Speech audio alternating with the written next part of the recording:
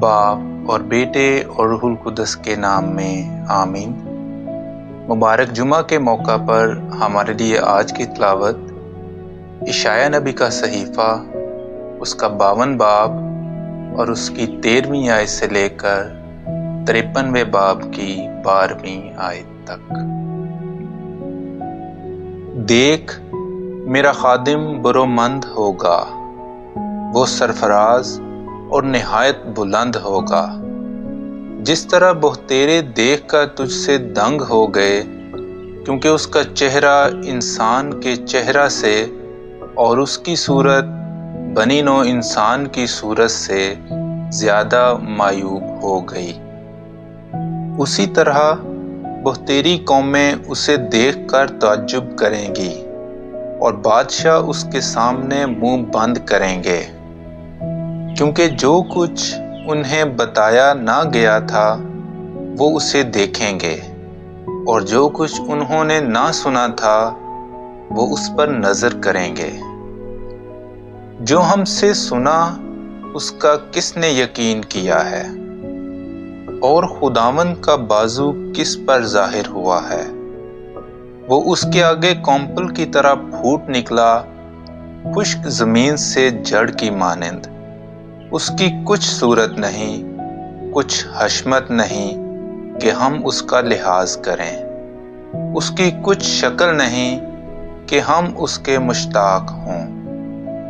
حقیر اور آدمیوں سے متروک، مرد غمناک اور بیماریوں سے آشنا، ایسے شخص کی مانند جس سے لوگ منہ موڑتے ہیں۔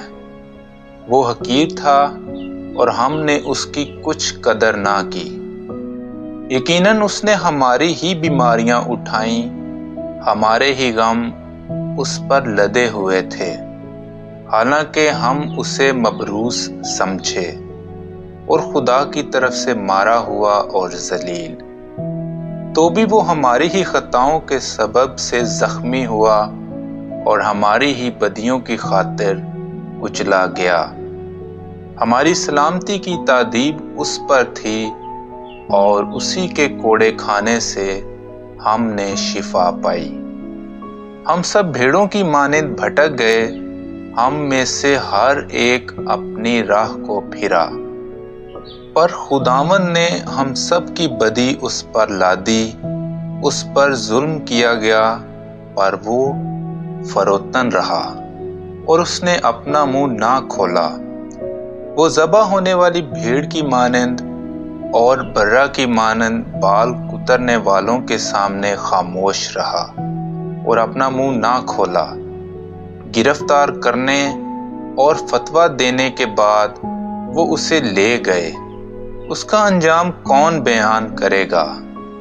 وہ عرض زندگان سے کاٹا گیا اور اپنی امت کی سرکشی کے سبب سے قتل کیا گیا، اور انہوں نے شریروں کے ساتھ اسے دفنایا اور دولت مند کے ساتھ اسے قبر میں رکھا۔ اگرچہ اس نے کبھی ظلم نہ کیا اور اس کے منہ میں فریب نہ پایا گیا، تو بھی خداوند کو پسند آیا کہ اسے بیماریوں سے کچلے۔ یقیناً اس نے اپنے آپ کو خطا کا ذبیحہ کیا۔ وہ ایسی نسل دیکھے گا جس کے ایام دراز ہوں گے، اور خداوند کا ارادہ اس کے ہاتھ سے کامیاب ہوگا۔ وہ اپنی جان کے دکھ کے بعد نور دیکھے گا، وہ اپنے عرفان سے آسودہ ہوگا۔ میرا صادق خادم بہتیروں کو صادق ٹھہرائے گا، اور وہ ان کی بدیوں کو اٹھا لے گا۔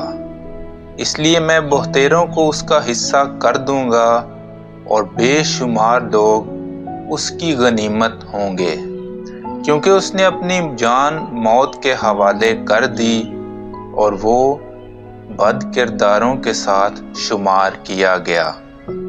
پس اس نے بہتیروں کے گناہ اٹھا لیے، اور وہ بد کرداروں کا شفیع ہے۔